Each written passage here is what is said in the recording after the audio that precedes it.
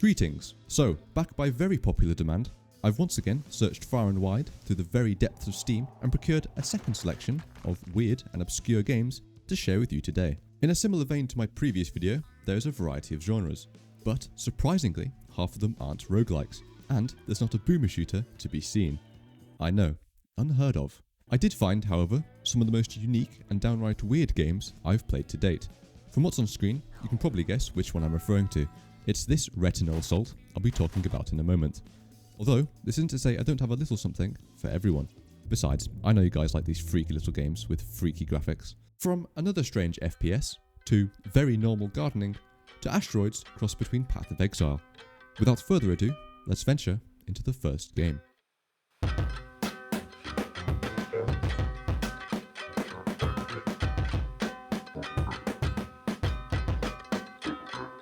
This is Splatter, a game that I think can best be described as a garishly beautiful portrayal of the terminally online. Yes, this one does have a fairly interesting backstory and narrative, although nothing spectacular, which it presents with some surprisingly good voice acting and writing for an indie title, albeit, like the rest of the game, quite strange. Anyway, here's some moments that I thought were entertaining. You know what I did? Fucked the brains out of his skull. Fucking did it! Son of a bitch! I'll get to that in a second, but first I want to go over the thing that first drew me in, that being the graphical style. It stands out from most in the indie category of games due to not leaning into the overly present PS1 graphics trend. I'm sure you know what I'm talking about if you played such games from the past few years. It strays away from the low fidelity style and is more in line with realism. Now, I say realism because sure, it doesn't look low fidelity, but I wouldn't necessarily call it 4K ultra realistic ray traced. The environments, at first glance, do have that sort of Unity engine look, but once I'd been through a few of the levels, everything did look handcrafted and deliberate, and each level had this minimal but trippy feel to it, with subtle shaders and effects you don't notice from the trailer and screenshots. And there's an abundance of strange posters, real footage and props scattered throughout. Like real surgery footage, and whatever the hell's going on here. It all feels very psychedelic, like your character is constantly on some mind-altering substance, which they probably are. Speaking of effects, I have to mention the use of data moshing, as a transition between objectives and later as a transition between whole environments. This is the first time I've seen the effect be used in a video game, and it works surprisingly well, and very much adds to the psychedelic style. The HUD, as well, is one that is quite unique in style, with it being inspired from 2000s web design. You know, when websites used to look like this, as opposed to this. This style does also extend to other areas of the game, mostly UI elements, particularly in the game over menu, which coincidentally has to be one of the most weird and entertaining parts of the game. I mean, take a look at some of these pop-ups. The narrative also interested me quite a bit, although, like I said, it's no great mystical story, but how it ties in with the gameplay is pretty cool. The game takes place inside a digital mindscape, constructed by 4 anonymous administrators, which I'm guessing is in some sort of reference to the whole metaverse buzzword, and the rise of technology like Neuralink. Now, I'd like to point out here, in editing, that this game does contain a lot of references to real-world topics, in particular ones that I would say are widely considered negative, although they are presented here in a very satirical sense, and are very much made fun of. I'll get to what they are in a moment. I just wanted to point out this now, as I understand this may be off-putting for some. Even I was a little apprehensive going in, but personally, I found the satire quite entertaining. Anyway, back to it. Now, I say words like metaverse and Neuralink because the 4 administrators who talk to you throughout the entire game are oozing with connections to modern day internet trends and cultures, with one straight up having a bored ape as a profile picture. Each one is an embodiment of the more, I'd say, disliked groups of people you can find raving about social media. From one being an anime profile pic, salty gamer type, that is mad about his favourite franchise of games being ruined by supposed forced diversity. Another being your run-of-the-mill, numbers-obsessed crypto bro. And one who I think is supposed to be a stab at self-improvement gurus and the toxicity surrounding those kinds of people. The last administrator is a bit more mysterious, and I'm not too sure what they represent, although I have a feeling they're kind of a ringleader for the rest of them, perhaps not even human at all, and rather part of the system itself. Again, not too sure. Now, this whole narrative and the themes around real-world topics could be a bit of a turn-off for some, which I totally understand. The vast majority, myself included, play games as a form of escapism, but in my opinion, I found it quite entertaining. And it's not like the voice acting is bad either. I actually thought it was pretty good, considering it's a small indie studio, and the actors themselves do a great job of playing these less than likable characters. Also, fun fact, while I was looking into the voice actors, I discovered that one of them was part of the analog horror series Vita Canis, which I thought was pretty cool. The game itself, I know, we're finally getting to the gameplay, consists of 16 sessions that play similar to something like Ultra Kill Cybergrind. Each one gets progressively harder than the last, and the aforementioned narrative is intertwined and broken up between each session. Your attacking comes in the form of various finger guns that use your bodily hormones as ammunition. The weapons are quite varied, from simple pea shooters to tossing Looney Tunes-esque bombs from your hands. Your enemies are these ever-evolving neon cryptids, who come in a variety of flavours, from your common grunt to armoured-up laser-slinging abominations. The sessions do get decently challenging as you progress through them, and there's even a boss level that took me a fair few tries to beat. The last session of the game, however, session 16, is quite the experience. Not because of any final boss or gripping cliffhanger to the story, no, but because of the path it took me down that ended with me realising that I'd done exactly what the developers want you to do. The objective is to simply play it out, which at first I thought, okay, this can be some kind of final push to the end. Well, after 9 failed attempts due to it getting insanely hard, I thought this surely has to be an endless level. Except it couldn't be because there was an achievement for beating it. So I finally caved and used the provided difficulty options. Then, after half an hour of straight grinding with no sign of an end, I had to search and see if anyone else was having difficulty. Sure enough, someone else was having the same issue. And oh look, one of the developers responded with some words of encouragement. Wait, hang on. Oh. Well, I didn't take no for an answer, and I can say that I did actually manage to beat the level. Unfortunately, I forgot to record that part. But look, I got the achievement, see? I totally beat it. And trust me, you're probably almost there too. Just hang on a little longer. I'm sure you're almost there.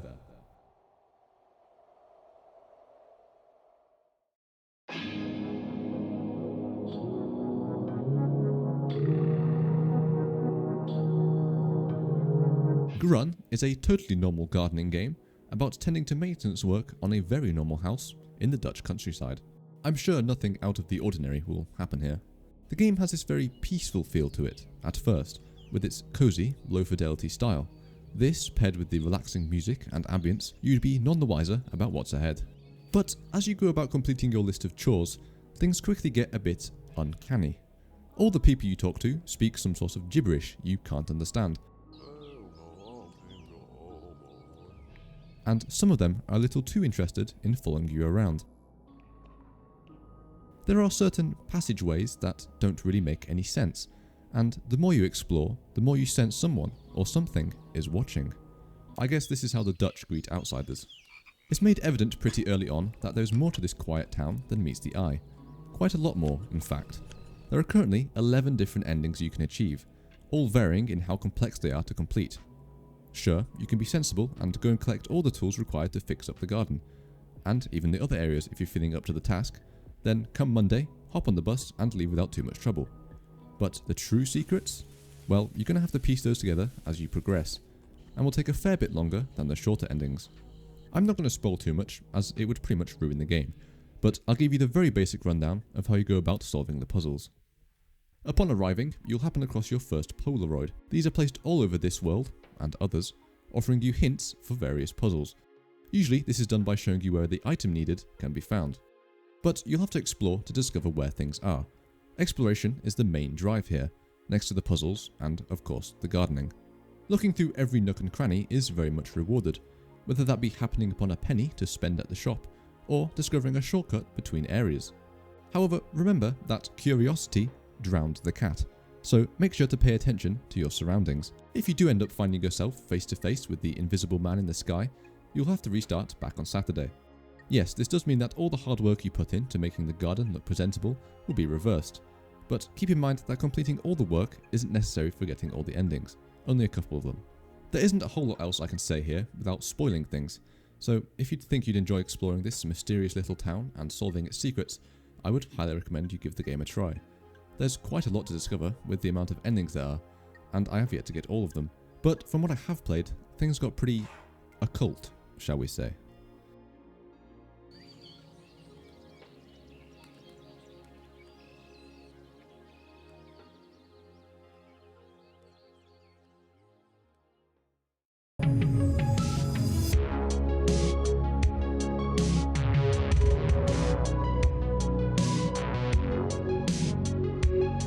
Bytepath, when I first saw it, was one that I didn't think I would get into at first. It is essentially a modern version of the game Asteroids. Yeah, this game from 1979. And of course, I thought it would play similar to the old school arcade game, with quite repetitive gameplay that would only serve as a mere time killer. Sure, it did have a loose narrative that you play as an AI trying to escape the system, and your only way out is to collect several keys as you progress through the waves of enemies. But this isn't what compelled me to purchase and review the game. No. I actually only found out about the story after booting up the game for the first time. Rather, it wasn't until that I saw that the dev was obviously on some dubious chemicals while thinking of the idea for this game, as they decided to implement their own handcrafted version of the Path of Exile skill tree. Now, I've never played Path of Exile, nor do I want to subject myself to the mental anguish that is that game's learning curve, but I do get the general vibe of how that game plays. Now, you may be thinking that it would be crazy to compare these two games, as one is a massively complex action RPG requiring degrees worth of knowledge in order to play correctly, and the other is essentially a cracked up version of an almost 50-year-old game. But they do share some surprising similarities. The main one, or I guess the only one, being the skill tree and how the game revolves around it. You see, like Path of Exile, the game requires you to craft the build from the skill tree, otherwise you'll hit a brick wall because you're simply too weak. Now, if you compare the round you reached after not even looking at the passive section to what round you need to get to in order to beat the game, you'll see that your puny pea shooter just isn't going to cut it. So, it's time to open Pandora's box and make your first build. But, heed my warning. You may find yourself overwhelmed at first and have the urge to seek out an existing build to copy, as did I. However, there lies a certain build within the Steam guides that, well, makes you pretty much invincible. It may be very tempting to run with this build, but I strongly advise against it. You'll have a much more enjoyable experience coming up with one of your own creation. So take the time to scan over the skill tree and try coming up with something on your own. It doesn't take too long to gather enough skill points to flesh out the starting 80 nodes. Maybe 20 minutes? Once you have a reasonable amount, then you're free to experiment. Now, if you have a general idea as to what you want to create, it will probably work, and will see you through to the end with a few tweaks. But there's not too much of a drawback to resetting if things aren't working. You'll just need to farm skill points again. The first build that I beat the game with was one perfectly crafted from my extensive knowledge that I gathered after about a minute of glazing over the skill tree, and the coincidence of me happening upon this particular node and for some reason thinking that it sounded cool. The general idea basically revolved around my ship having a high chance to spontaneously detonate every cycle. And with a handful more nodes and a few tweaks, my screen ended up looking like this.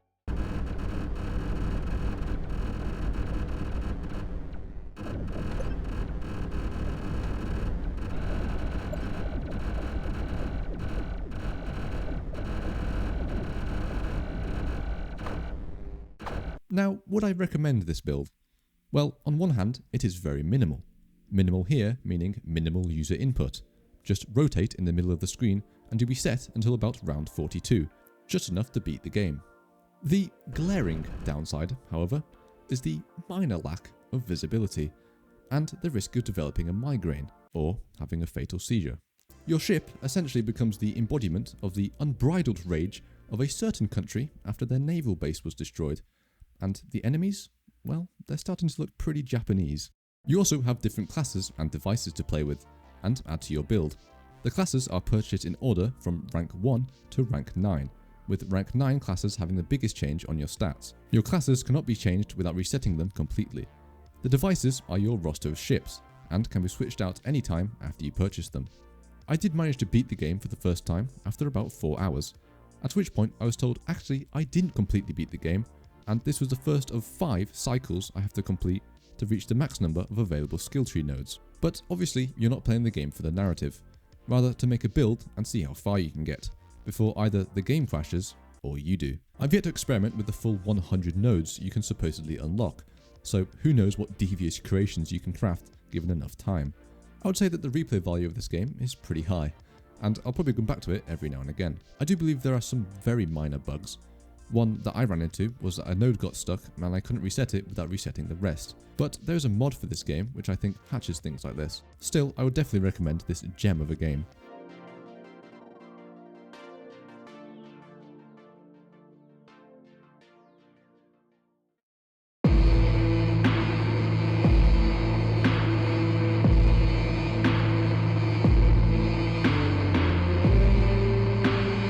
Lastly, we have Orbs of Chaos, a roguelike with a fairly unique combat system and difficulty spikes that you will be impaled upon. Now, despite the game's difficulty and its complete lack of explaining anything besides the basics, I did grow to enjoy it.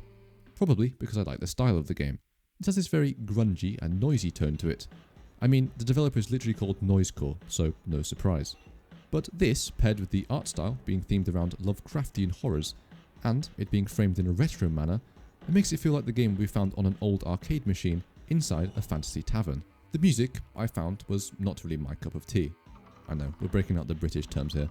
It did fit the game, but it got a bit repetitive after a while. Other than that, I think the style of the game is superb. Sure, it's a bit harsh, but I think to pull off a more retro aesthetic, some harshness is necessary. The gameplay is very much based around your typical roguelike, with shops, items, level ups, and persistent perks to aid you through the tougher stages. What it does differently, however, is your means of combat. That takes the form of the orb system. At the start of each run, you get to choose 3 orbs to take with you. What 3 orbs you choose determines the selection of spells you can cast. Each orb also has a unique property. For example, blood has lifesteal, fire deals the highest damage, and stone has knockback. Once you're in the game, the orbs will auto-attack, but you'll have a list of available spells you can cast manually.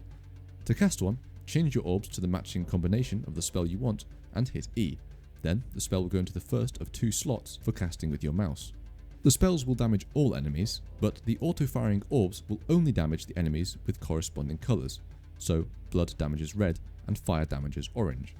Now, fair warning, the game is in early access and this is reflected in the gameplay, with some of the spells being a good bit more powerful and reliable than others, with some, if certain stats are leveled high enough, are just straight up broken. But who doesn't love a good bit of exploiting?